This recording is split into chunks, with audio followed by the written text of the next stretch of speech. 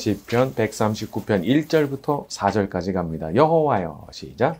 여호와여, 주께서 나를 살펴보셨으므로 나를 아시나이다. 주께서 내가 앉고 일었음을 아시고 멀리서도 나의 생각을 밝히 아시오며 나의 모든 길과 내가 누린 것을 살펴보셨으므로 나의 모든 행위를 익히 아시오니 여호와여, 내 혀의 말을 알지 못하시는 것이 하나도 없으시니이다.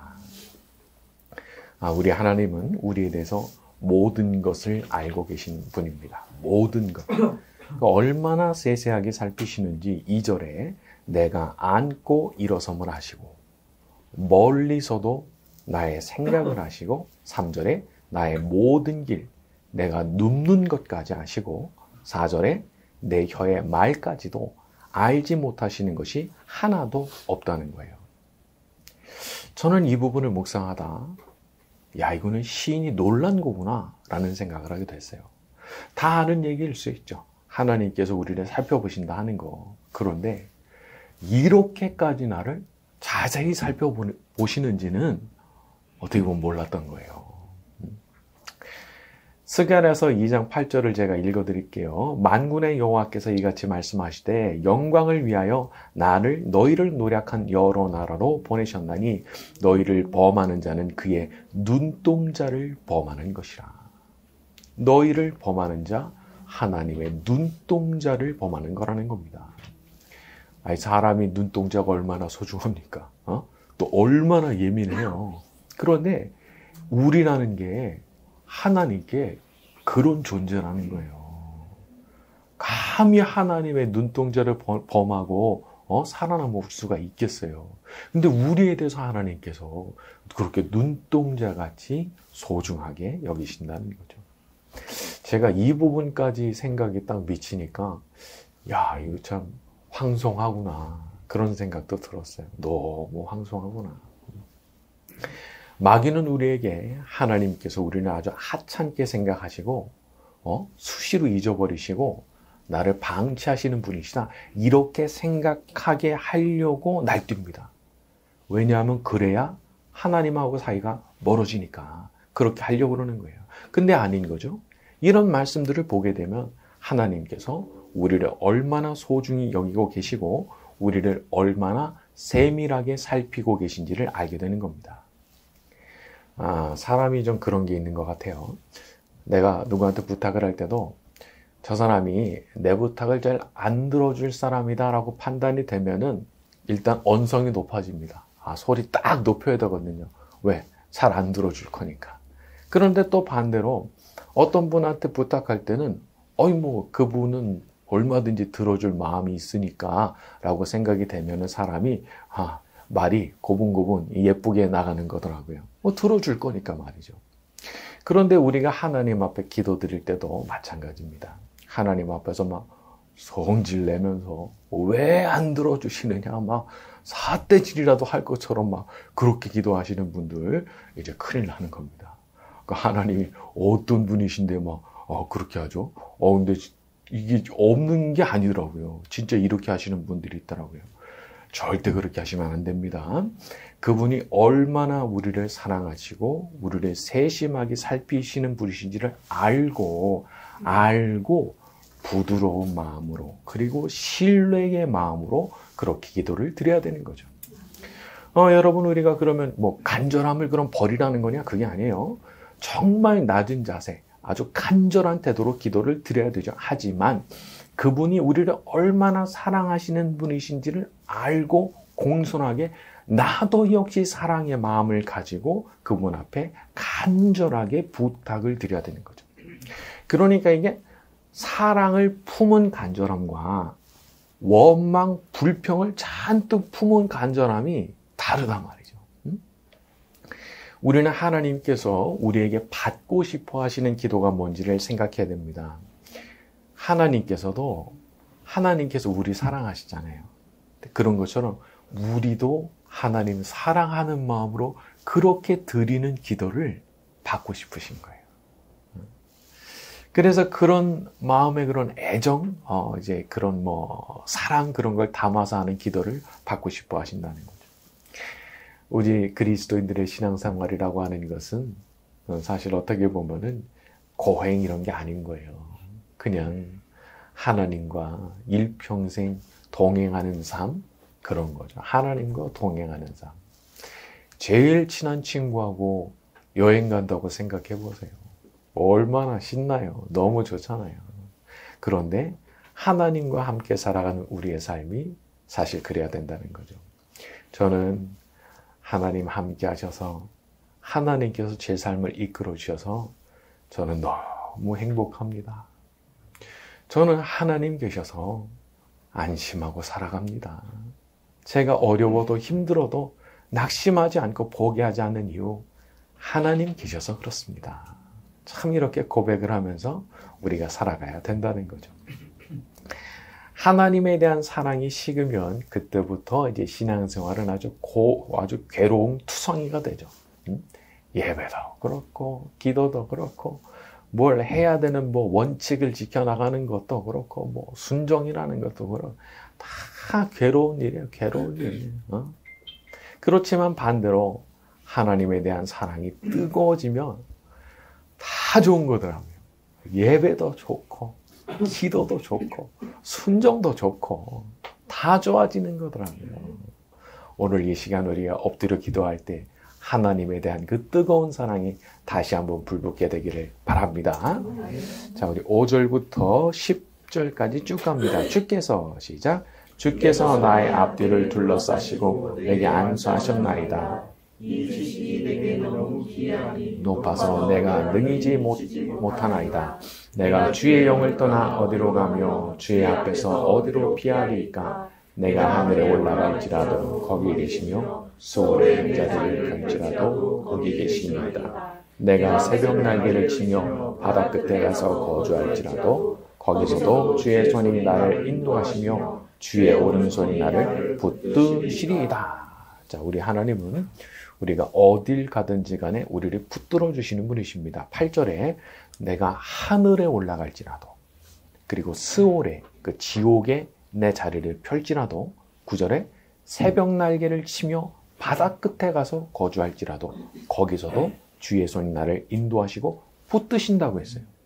그런데 이것은 사실 이 시인의 경험을 반영하는 얘기라고 보입니다. 자기의 인생을 돌아봤을 때 그 모든 순간, 가장 높이 올라갔을 때도 거기도 하나님 계셨고, 내가 인생의 가장 낮은 지점에 내려갔을 때도 거기도 하나님 계셨다는 거예요. 그러니까 어떤 얘기를 하고 싶은 거예요? 앞으로도 그럴 거라. 그 확신을 얘기하는 거예요. 앞으로도 그렇게 될 것이다. 내가 새벽 날개를 치며 바다 끝에 가서 거주한다고 해도 거기도 하나님께서 나와 함께 하시고 나를 이끄실 것이다. 특히 7절에 주의 영에 대해서 언급하죠. 주의 영. 자, 누구십니까? 성령 하나님이시죠. 심지어 그분은 우리 그리스도인들 안에 들어와서 아예 함께 살고 계시는 분이시잖아요. 내 안에서 나와 함께 거주하시는 성령 하나님에 대해서 깊이 인식하고 성령 하나님과 커뮤니케이션이라고 해야 될까? 소통, 교류, 그런 거 할 수 있어야 되는 겁니다. 성령 하나님께서는 인격이시기 때문에 당신을 무시하는 사람 달가워하지 않으시고 적극적으로 어떤 역사도 잘 보여주시질 않아요. 근데 이게 복음서에 보게 되면은 그 내용과 좀 일맥상통하는 게 있어요. 예수님을 만나는 아주 귀한 복을 누렸던 분들이 있죠. 자, 그런데 안 믿어. 예수님 안 믿어요. 그러면 아무것도 못 얻어요. 아무것도. 근데 마찬가지예요. 성령 하나님에 대해서도 우리가 그분의 존재하심을 인정하고 그분의 내주하심에 대한 그 믿음을 가지고 이렇게 요청을 하고 기도를 해야 그분께서 진짜 적극적으로 역사하시는 거거든요. 이거는 경험의 영역이에요. 이거는 자기가 경험해 봐야 되는 거예요. 자, 오늘 이 시간 우리가 기도할 때도 성령 하나님께서 우리에게 그런 각성이 일어나게 해주시기를 바랍니다. 자, 우리 11절부터 12절로 갑니다. 내가 혹시 시작. 내가 혹시 흑암이 반드시 나를 덮고 나를 두른 빛은 밤이 되리라 할지라도 주에게서는 흑암이 숨기지 못하며 밤이 낮과 같이 비추이나니 주에게는 흑암과 빛이 같음이니이다. 자, 하지만 이렇게 위대한 신앙, 깊은 믿음을 갖고 사는 사람에게도 어려운 때가 있죠. 11절에 내가 혹시 말하기를 흑암이 반드시 나를 덮고 나를 두른 빛은 밤이 되리라 할지라도, 사람이 그렇게 말하는 때가 있다는 거예요. 아, 이제 끝났구나. 이제 흑암이 나를 덮었구나. 이제 암흑천지구나. 나한테 좋은 날 없겠구나. 캄캄한 밤뿐이구나. 그렇게 말하는 날이 있다는 거예요. 자, 그런데 그게 아니죠. 12절에 주에게서는 흑암이 숨기지 못하며 밤이 낮과 같이 비추이기 때문이다. 캄캄한 거, 빛이 없는 거, 흑암, 그런 거, 우리 같은 피조물들한테는 참 답이 없는 상황이지만 전능하신 창조주께는 그거 문제 안 된다는 거예요. 우리는 그런 믿음 가져야 되는 거예요. 나에게는 어둠이죠. 나에게는 밤이죠. 하지만 하나님은 빛이 있으라 하시면 그 순간 빛이 생겨나는 분인 거예요. 그러니까 우리가 얼마나 담대함을 가질 수 있냐 말이에요. 빛이 없어요? 빛을 만드신다니까요. 여기에 이제 그런 믿음이 딱 나와 있는 거죠. 오늘 하나님께서 우리를 향해서도 빛이 있으라 말씀하시면 우리에게도 빛이 생겨나게 될 줄로 믿습니다. 자, 우리 13절부터 18절까지 쭉 갑니다. 주께서 시작. 주께서 내 내장을 지으시며 나의 모태에서 나를 만드셨나이다. 내가 주께 감사하오면 나를 지으시니 심히 기묘하시니라. 주께서 하시는 일 기이함을 내 영이 잘 아나이다. 내가 은밀한 데서 지음을 받고 땅의 깊은 곳에서 기이하게 지음을 받은 때 나의 형체가 주의 앞에 숨겨지지 못하였나이다. 내 형기 이루어지기 전에 주의 눈이 보셨으며 나를 위하여 정한 날이 하루도 되기 전에 주의 책에 다 기록이 되었나이다. 하나님이여, 주의 생각이 내게 그리 보배로우신지요.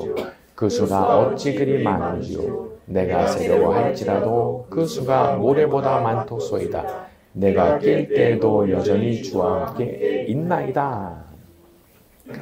만약 우리의 운명이 우연에 맡겨져 있거나 혹은 나 자신에게 100% 맡겨져 있는 것이라면 얼마나 불안하겠어요. 내가 그렇게 완벽한 인간도 아니고 또 우연히 모든 걸 좌우한다면 이건 더더군다나 참 너무 난감한 일이고 말이죠. 그런데 13절에 보게 되면 주께서 내 내장을 지으셨고 모태에서 나를 만드셨다고 그랬어요. 그러니까 내가 그냥 생긴 게 아니고 하나님께서 친히 나를 만드셨다는 거죠. 또 16절에 보니까 내 형질이 이루어지기 전부터 나를 보셨고 나를 위해 정한 날이 하루도 되기 전에 주의 책에 기록되어 있다. 이렇게 말을 했어요. 다시 말해서 전능하신 하나님께서 우리가 태어나기 이전부터 우리 삶에 대한 플랜을 다 갖고 계셨다는 거예요. 이게 인간의 이성으로는 참 이해가 어려운 겁니다. 내가 이렇게도 할 수 있고 저렇게도 할 수 있잖아요. 나한테 자유가 있잖아요. 자, 그런데도 불구하고 저 너머에 계시는 하나님께서 사실은 우리의 모든 것에 대해서 이미 다 알고 계시고 그 모든 길을 준비를 다 해두셨다는 거예요. 그러니까 이게 인간의 이성이 참 미치지 못하는 그런 지식인 거죠. 그러니까 사실 이런 것들을 딱 보게 되면 그냥 하나님 앞에 엎드려 경배할 수밖에 없는 거예요. 우리가 진짜 아무것도 아니구나. 그 생각이 절로 드는 겁니다. 자, 그런데 이렇게 위대하신 하나님이 계시는데 한 가지가 아주 분명해요. 하나님께서 나에 대해서 생각이 많이 있으시다는 거예요. 17절에 주의 생각이 내게 어찌 그리 보배로우신지요. 그 수가 어찌 그리 많은지요. 18절에 모래보다 많도소이다. 시인은 성령께서 주시는 그 계시 가운데 깨닫게 된 거예요. 하나님께서 자기에 대해서 품고 계시는 그 생각이 너무 많고 그 생각 하나하나가 너무 선하고 보배로운 것이라는 것을 이 순간 깨달아 버린 거예요. 그래서 이렇게 말한 거예요. 그러니까 이게 계시가 임해서 이런 걸 깨닫게 되는 거랑 그냥 막연히 누가 그렇다 하니까 그런 거랑은 차원이 다른 얘기죠. 그러니까 우리가 하나님의 선하신 그 보배로운 계획을 믿어야 되는 겁니다. 지금은 비록 어려운 상황, 어려운 처지에 있을지라도 하나님 계획에 망쳐지는 복은 없거든요. 전능자의 계획이 망쳐진다는 건 불가능한 거거든요. 그러니까 하나님께서 우리의 인생을 붙들고 계시는 한은 망하는 법이 없다. 이거는 죽는 법이 없다. 그렇게 믿고 살아가야 되는 거죠. 그러니까 우리 하나님께서 나를 그렇게 일단 사랑하시는데 그분이 그렇게 계획을 갖고 계시니까 내가 어떤 면에서는 미리 감사할 수 있는 거예요. 미리. 17절, 18절 볼까요? 얼마나 요 안에 감사와 기쁨이 그냥 담겨 있는 거예요. 감사와 기쁨. 이 안에 그 담겨 있는 정서 자체가 너무 좋은 거예요. 하나님은 다 계획이 있으시구나. 하나님은 나에 대해 계획이 있으시구나. 이걸 알게 되니까 이제 너무 좋았던 거죠. 이런 것들은 우리가 기도하는 가운데 성령께서 깨닫게 해주셔야 우리 마음속에 비로소 깊이 뿌리 내리고 박히게 되는 것 같아요. 그냥 말 들어서야 그냥 좋은 얘기 한다 그렇게 생각이 드는 거지만 이게 우리한테 정말 확 와 닿을 때 얼마나 달라지겠어요. 이거는 한 차원 그냥 뛰어넘는 그냥 점프가 일어나는 거거든요. 오늘 이 시간 우리가 엎드려 기도할 때 이런 깨닫게 하시는 귀한 축복이 우리 모두에게 임하게 되기를 예수님의 이름으로 축원합니다. 주기도문하고 자유롭게 기도하다 하시겠습니다. 복의 근원 강림하사 찬송하게 하소서. 한량 없이 자비하심 증량할 길 없도다. 전사들의 찬송 나를 내게 가르치소서. 구속하신 그 사랑을 항상 찬송합니다.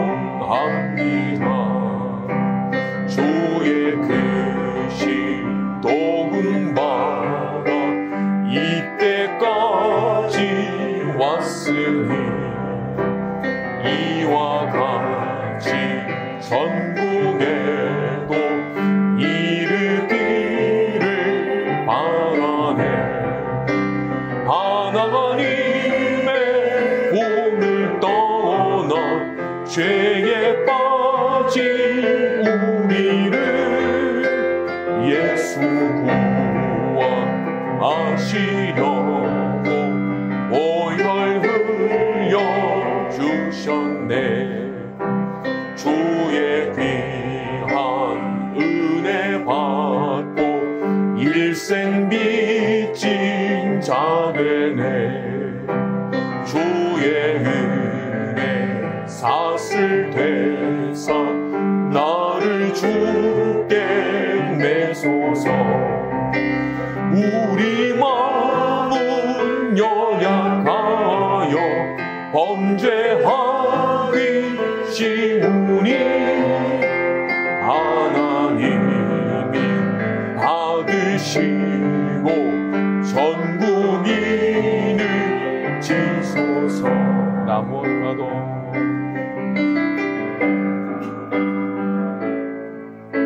나 무엇과도 주님을 바꾸지 않으리. 다른 어떤 은혜 구하지 않으리.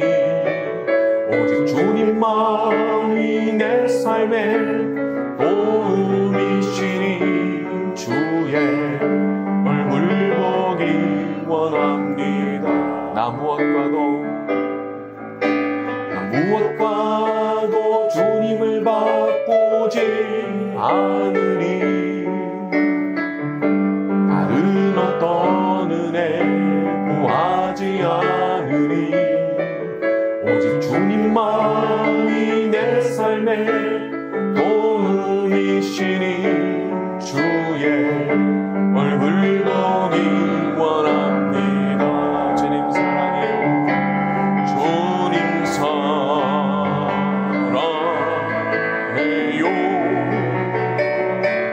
온 마음과 정성 다해 하나님의 신실한 친구 되기 원합니다. 처음부터 다시 갑니다. 나 무엇과도 주님을 바꾸지 않으니. 다른 어떤 은혜 구하지 않으니. 오직 주님만이 내 삶의 도움이시니 주의 얼굴 보기 원합니다.